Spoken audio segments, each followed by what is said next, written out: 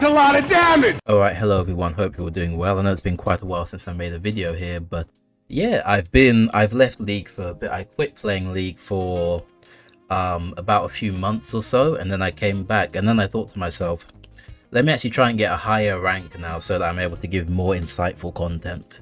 So right now, I used to be, I think, what used to be my rank? It used to be like silver-ish, and now I'm like high gold, almost plat. And what I found is there's no difference in building. Like I'm playing these games out, right? And I'm significantly higher, I guess you might say. Well, not significantly, you can debate about that. But there's almost no difference in build between these two levels. I haven't learned anything new about building, about how to build. And even when I look at like not pro games are an exception. When I look at high elo games, like really high elo, they still don't seem to know how to build. What they normally do is just go on Professor or Mobifier, look up the highest win rate build, and then copy and paste that in, and then they do what they do, right? Which isn't great. Their builds almost always have like almost no synergy between the items, and all in all, builds is not great. Okay, not ideal. They build in order to respond to the enemy, which is good obviously, but a lot of the times they don't build in order that their build synergizes with the items and with the playstyle which they need to play, and with the other items they build. So first of all, that's why I've been gone. I'll be making videos more regularly. My next video will be about how to fix the jungle in League, since Hecarim is upset that he's so easy to gank and gets ganked every let me not go too much into that. But yeah, there's been some very bad jungle changes which I might make a video about, but I'm definitely going to make a video about how to fix them. But now let's get into the Hecarim guide, how to build Hecarim, and I'm going to have a video after showing a Hecarim game. So first of all, this will be the build. You want to go Umbral Glaive, Tear, Gore Drinker, and then you want to build the Tear into a muramana. Then you want to go Ravenous Hydra, and then the next few items are up to you. You can go Spirit's Shojin, you can go steraks gage, you can go gargoyles stoneplate, you can go whatever you want. You go a lethality item, it's up to you at that point. You can and then at the end you can keep your boots. Generally you want to build boots first or second back on Hecarim if you're able to, right? So I won't include the boots section. Boots are up to you once again. However, in the late game you can sell your boots for a Phantom Dancer. Phantom Dancer gives you just about the same movement speed when you're in combat, and when you're outside of combat you do lose a couple points of MS. But I think the Phantom Dancer generally is worth it despite that MS, because the stats are so good on it. So I'm going to tell you why this build is so overpowered. First of all, Umbral Glaive is such an amazing item. I don't know why people stopped building this. I don't know how people forgot how good an item this is. It's one of the few gold efficient lethality items in the game. Lethality is scaled weirdly when compared to gold, so it's rare to find a gold efficient lethality item. However, this item is not just good because of its lethality. It's good because it's so cheap, and it's good because of its passive, obviously. It gives you a fair amount of damage early, and the passive is amazing on it. One of the best passives in the game. Why this is really good for Hecarim is because Hecarim moves around so much along the map because he's so quick. He's able to scout out for wards. Obviously clear the wards you want to go. I'll go into the runes at the end, but I'll just say this one. I'll say the runes at the end, but just for this one rune, you want to go Zombie Ward, so that whenever you kill these wards, you get a ward back and then the ward spawns. So why is the ward passive so good here? First of all, it means that you don't have to go the red trinket, you can keep your yellow trinket, which means if you're invading you can ward around the enemy jungle to see where the enemy is, obviously, so you don't have to keep on point as much with your tracking, even though you're still going to have to track, obviously, if they're not in their jungle or on any of the wards. You have to assume where they're going to be, so it makes your tracking better. It means if they're invading you and they place down wards, you can instantly see where those wards are without having to use your red trinket, because you don't have the red trinket, you just have your Umbral Glaive. So that means that if they ever try and ward in your jungle, you will know where that ward is. It also means that obviously you get gold from these wards, and I don't think it's insane to say that the amount of gold which you are getting from is equal, or I'll say a bit less, maybe half over the course of a game. half of the cost of Umbral Glaive itself. I would say that that would be about the correct estimation. So the item near enough pays for itself because of all of the wards you are clearing, and it doesn't pay for itself in stats, it pays for itself in raw gold, right? Another reason is that since you are going, next one you'll be going, the next rune you'll be going is Ingenious Hunter. Since you're going Ingenious Hunter, it will be on a reduced cooldown, and you will near enough always have it up whenever you're doing whatever you're doing. It will almost have, it won't have a 100% uptime obviously, but it will have a very high uptime, which is amazing for you. You pretty much always have on a red trinket, and you have your yellow trinket as well. An amazing item. Now let me go on to tier. So you want to build tier after you build Umbral Glaive, because I've looked into the numbers on this.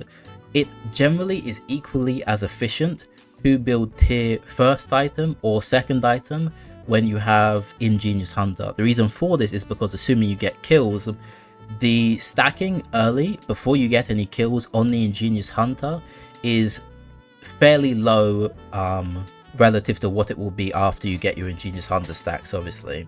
So buying it second means that you don't have this delayed time where you have a stacking item but you don't have any hunter stacks, so you are unable to fully utilize the item effectively. Buying it second, assuming you have kills, means that you're able to utilize the Ingenious Hunter stacking, and you are able to get an item which stacks quicker. So that's why you build it second. After building that, you want to build Gore Drinker. Gore Drinker is an amazing item, one of the best items in the game for a few reasons. One of the reasons is because it gives you vamp, it gives you healing without actually being built out of any healing items, right? It gives you healing for free. The fact that this item is able to give you healing for free in and of itself is extremely good, but the fact that Hecarim's playstyle is normally an all-in sort of diver, you can pretty much all-in 5-man if you're able to get it off. They're all attacking you, you Gore Drinker, you're near enough up to full health and you can keep on fighting, right? It's much better than Stride Breaker.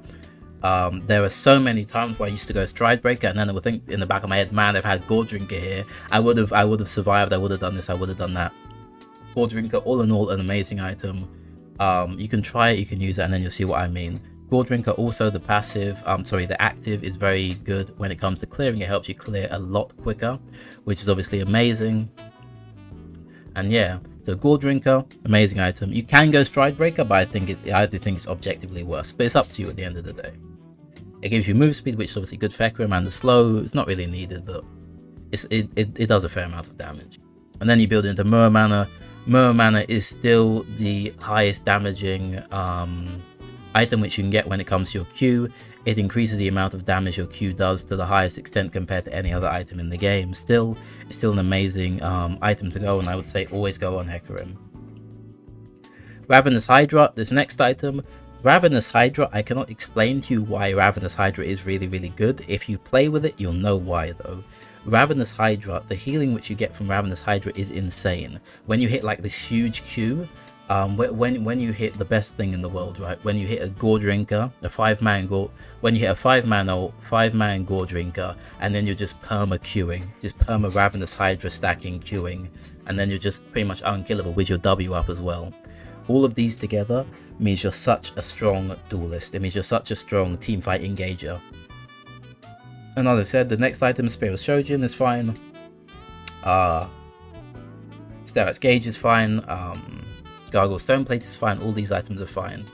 Why I say that Shojin is not as necessary on Hecarim as a lot of people think it is mainly because the CDR which you are getting at that level is not as important as you would think it would be. Mainly why you want a lot of CDR is to spam your Q, but because you already have Umbral Glaive CDR, you have Gore Drinker CDR, muramana CDR, Ravenous Hydra CDR, you don't really need more CDR in your kit. You can obviously have more. Having more doesn't hurt you, obviously, but I don't think it's necessary to effectively overload yourself with all of this CDR, right? Most games I do go steraks normally, because steraks, very good item generally, or gargoyles. Gargoyles is mainly if I have to be the main engager for my team, because gargoyles gives you more armor and MR depending on how many people are around you, and it amplifies your the armor and MR, which you have.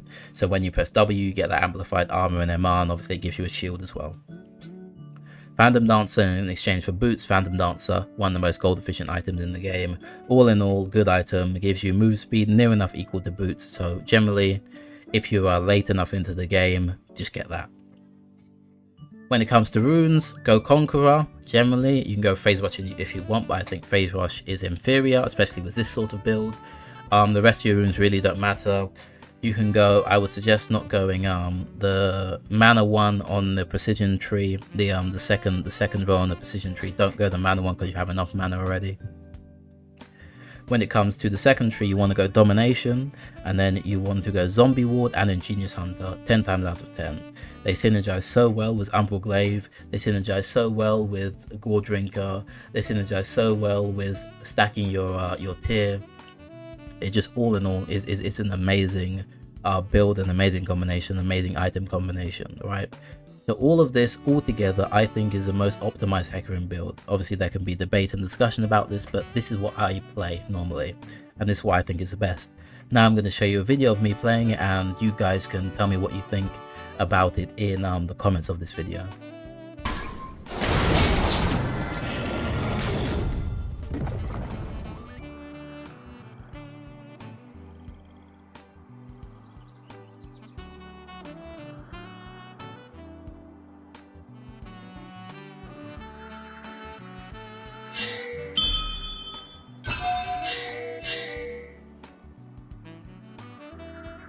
First blood.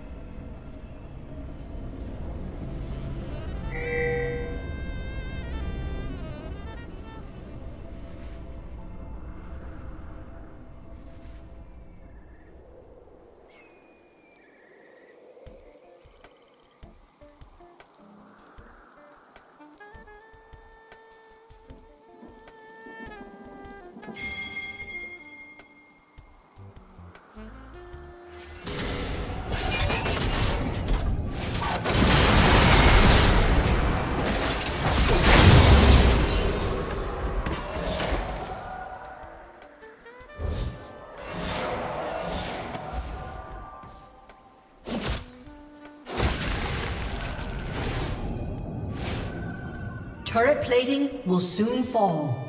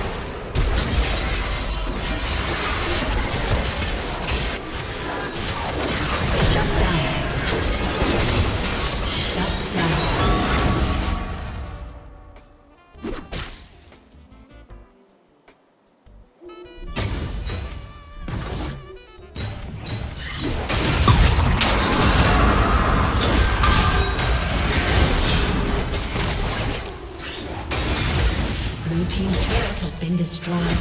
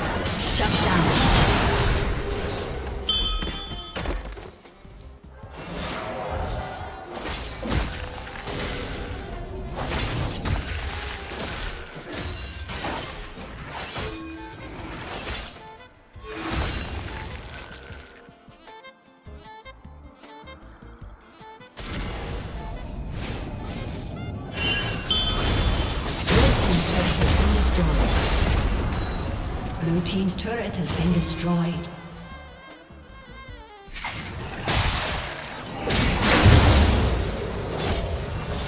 Shut down.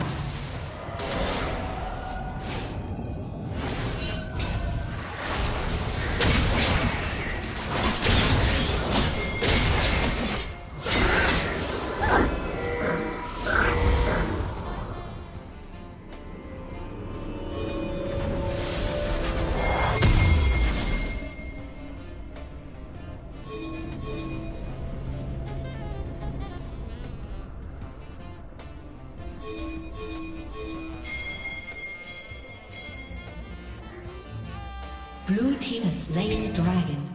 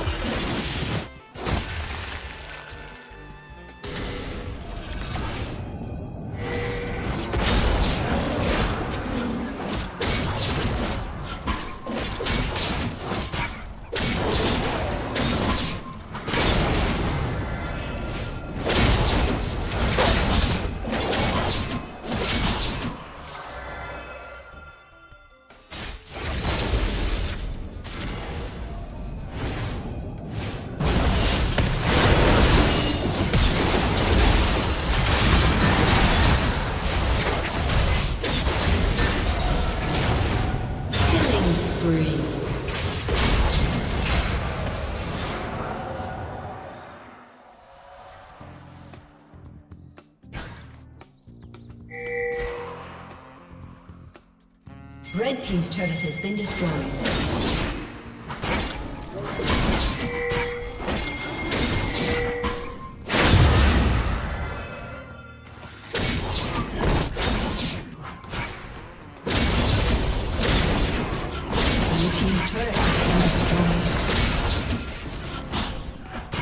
Shut down.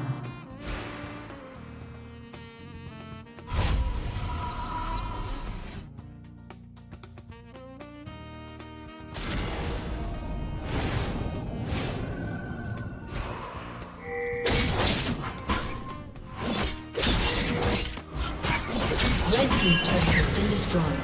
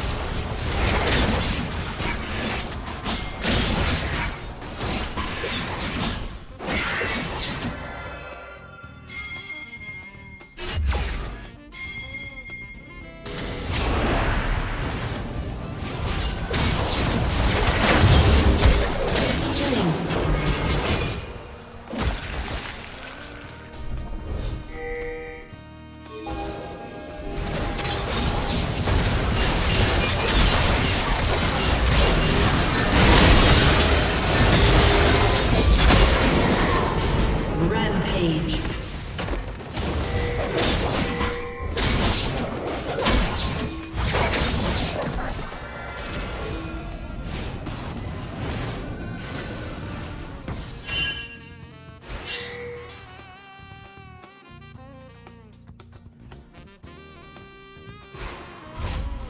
Blue team's turret has been destroyed.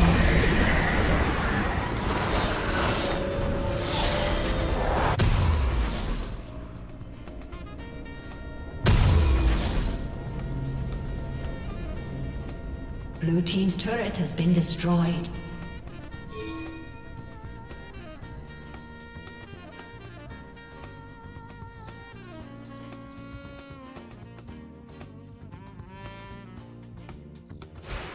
Blue team double kill.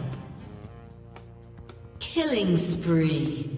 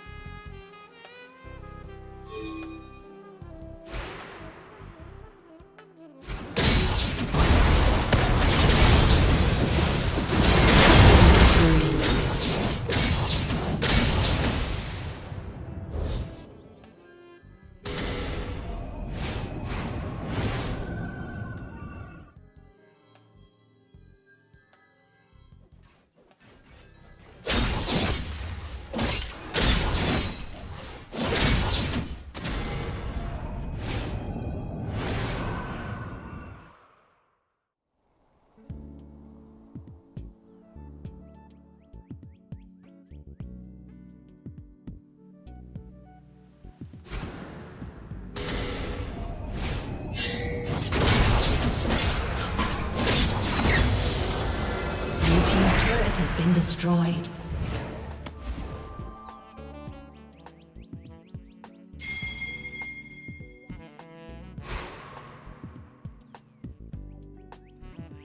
Red team double kill. Red